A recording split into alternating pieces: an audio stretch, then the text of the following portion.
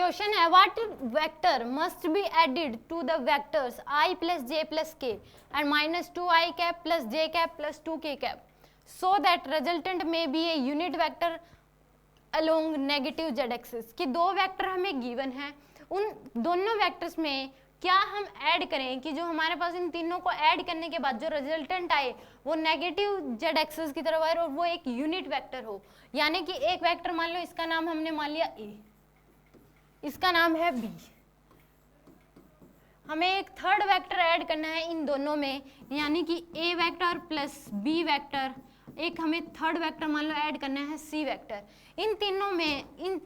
इन दोनों में ये सी वेक्टर ऐड करने के बाद जो आंसर आना चाहिए वो एक यूनिट वेक्टर आना चाहिए और उसकी जो डायरेक्शन है वो नेगेटिव जेड एक्सिस की तरफ होनी चाहिए। इसका मतलब आंसर आना चाहिए माइनस के कैप। इन तीनों को ए प्लस बी में हम क्या ऐड करें, सी की वैल्यू क्या हो कि ऐड करने के बाद तीनों को जो आंसर आए वो एक यूनिट वेक्टर हो और वो माइनस जेड एक्सिस की तरफ हो, यानी कि माइनस के कैप। माइनस के कैप क्या है, एक यूनिट वेक्टर है।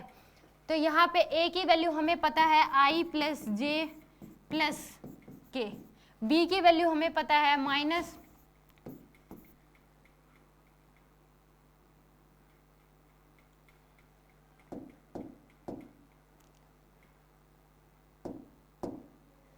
ये हमारे पास i प्लस बी वैल्यू है माइनस 2i कैप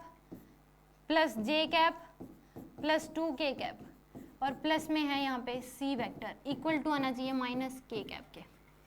ठीक है, तो i माइनस का 2 प्लस का i तो ये आ जाएगा माइनस का i कैप प्लस का j तो प्लस का 2j कैप प्लस का k कैप प्लस का 2k कैप तो 3k कैप और प्लस में c vector equal to minus k cap. हमें c की वैल्यू निकालनी है तो इस पूरे को हम लेफ्ट हैंड साइड लेके जा सकते हैं। तो c वेक्टर जो आएगा वो इधर माइनस के कैप, ये माइनस का है तो इधर आके क्या आ जाएगा प्लस का i कैप, ये प्लस का 2j कैप है तो लेफ्ट हैंड साइड लेके जाओगे तो माइनस का 2j कैप और ये प्लस का है तो इधर आके आ जाएगा माइनस का 3k कैप। तो c वेक्टर की जो वैल्यू आएगी, c वेक्टर आपके पास आ जाएगा माइनस का माइनस क्या हो जाएगा प्लस माइनस का 3k कैप माइनस का k कैप, तो यानी कि माइनस का 4k कैप और i कैप, ये माइनस 2j कैप और माइनस 4k कैप।